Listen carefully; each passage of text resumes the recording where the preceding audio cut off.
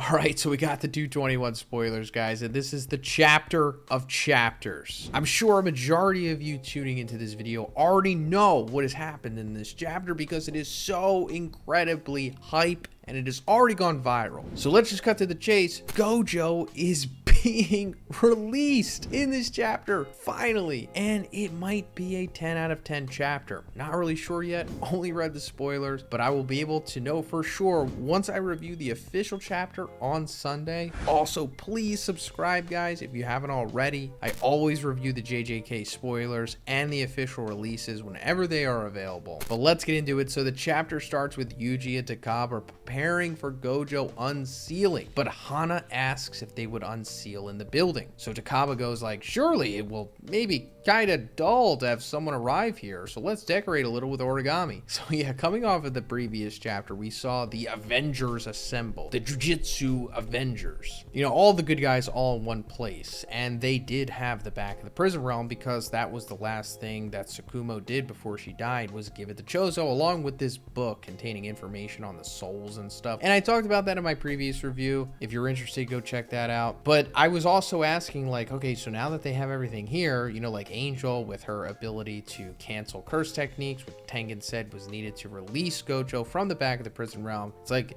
they could do it. I'm not sure what they were waiting for, and I guess they were just waiting for, I don't know, everybody to just be ready for it, which they're doing now. And Angel explains how physical time doesn't run in the prison realm, so they don't know what Gojo felt in the last 19 days since he was sealed. It might just be a moment for Gojo, or it may have felt like he was waiting for 100 years. Thus, Angel is worried about Gojo's mental state. Shoko says if in any case he's confused, then it could be really dangerous to unseal Gojo there. But first, let's talk about the sponsor of this video, Bloodline, Heroes of Lithis. Guys, this game has incredibly unique mechanics and some truly stunning visuals. In it, you'll collect fantasy characters with sleek designs and unique abilities for each gender. Check out the new Bloodline released this Easter, the Choir Discordant, who are revenants returned to life to bring those that wronged to their end. You can also customize your champions by marrying any two bloodlines to create over 1,000 fantasy hybrids and endless possibilities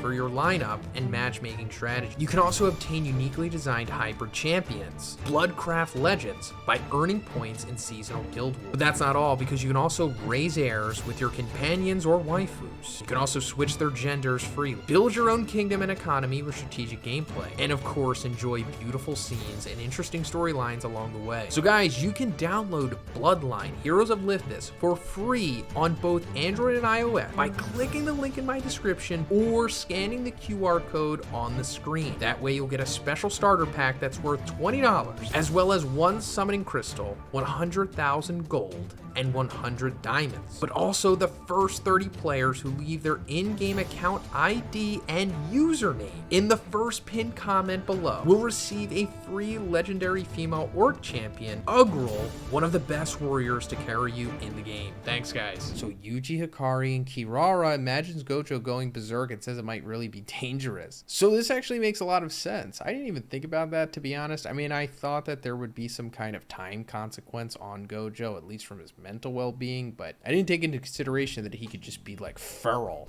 Like, think about in the Justice League movie when they like resurrect Superman and he comes back kind of like feral and on autopilot and just fights all of them. It easily could have been something like that with Gojo too, I suppose, but don't worry, it's not. They are unsealing Gojo as if it's some dynamite ready to blow off. On Inumaki's count, Hana activates Angel's curse technique and Jacob's ladder is activated on Gojo's prison realm. Yuji gently approaches, but only to realize everything has vanished. So yeah, Jacob's ladder, which is like the ability that Hana uses on it to cancel out its ability, successfully unlocks the prison realm and we see it open, but there's nothing there. It's kind of just like a dust cloud explosion. Like Gojo isn't there, but the implication is that, or at least from what I'm seeing here, here is that he is successfully released from the prison realm, but he is so fast that he just instantly, like, speed of light, goes directly to where Kenjaku is. Now, that is a possibility, or he's actually being released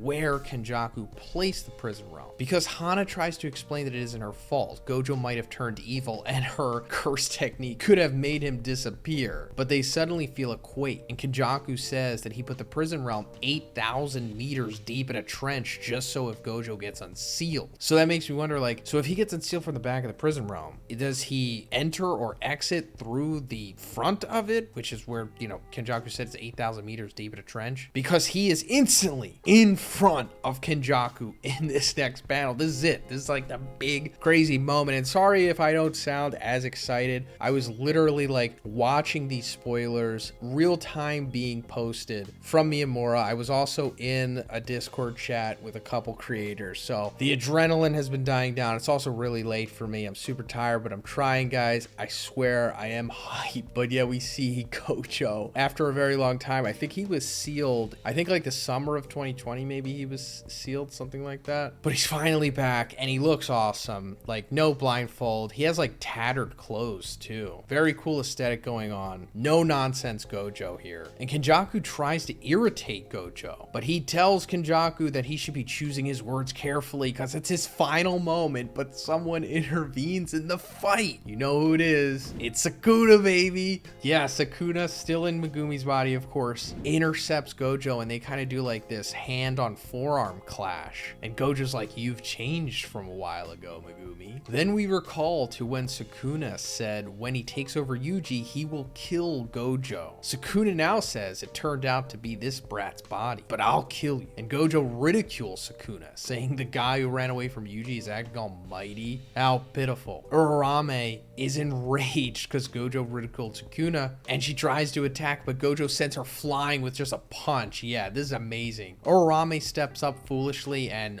Gojo just puts her down with like one solid right straight to the solar plexus. So satisfying. But that was just a little taste of what is to come, guys. Kenjaku arrives and stops Sukuna, saying, you've got to finish my promise before you fight him. Gojo thinks he also got some jobs to do before fighting, and Sukuna agrees to Kenjaku's demand. So it's like, this is where the hype train is gonna kind of not escalate anymore. Like, this is the fever pitch of the chapter, I suppose, because they are not fighting here. Like, they are stopping, and it just seems like, whoa, they're like, Gojo would just be so ready to rip throats at this point, but no, he's actually calm and collected here and being compliant. And also, I understand it from Gege's writing perspective, because there is still a lot that needs to be done. Of course, you know, Kenjaku coming in with his usual ambiguous non-conversations, you know, the whole, you gotta finish your promise to me before. Like, what is it? What is it? Just say what you mean.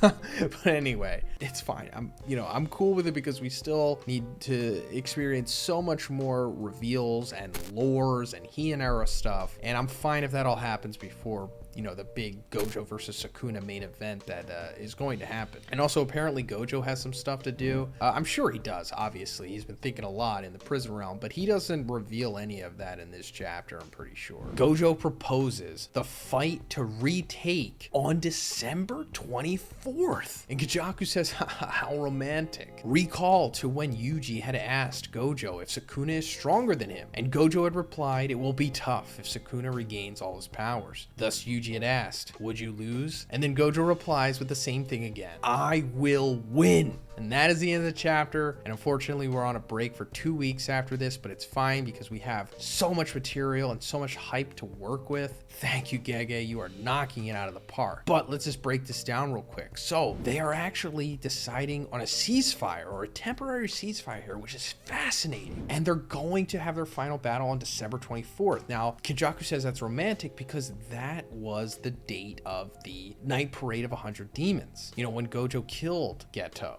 And also the current date is November 19th. So they have a little over a month to prepare for this if they do. Like, it just seems a little too good to be true that they're just going to have this ceasefire and then are like, all right, we'll come back in a month and a half and fight. I mean, yeah, there are series that do that all the time, but man, I'm just a little worried about this. I mean, I hope it happens because that gives plenty of time for Gojo to, you know, reconnect with the cast and do whatever else he needs to do. And like I said, all that other lore and flashbacks and Hiyonara stuff and Sukuna gaining all of his power. Like, we still don't even know where the last 5 fingers are. I wouldn't be surprised if there's just a straight up hand that's left. You know, it is 5 fingers after all. But a lot needs to be done. And like I said in my previous review, I do expect this to be Gojo's final run in the manga because he is going to die. These are my opinion. I don't want him to die, guys, but it just seems inevitable to me. Even after this chapter, I think Sukuna will kill him. It possibly was foreshadowed back when Gojo was talking to Megumi, where he told him that, like, back in the day, either during the Edo or the Keicho period, the heads of their households, like the Gojo and the Zenin family, they fought each other, like, to the death, like, before the aristocracy. And the Gojo leader had the 6 eyes and Limitless, and the Zenin user had the 10 shadows. And they were just so powerful that they were able to kill each other. And I was like, oh, does that mean that history is going to repeat itself? And that Sukuna in Megumi's body is going to kill Gojo, but maybe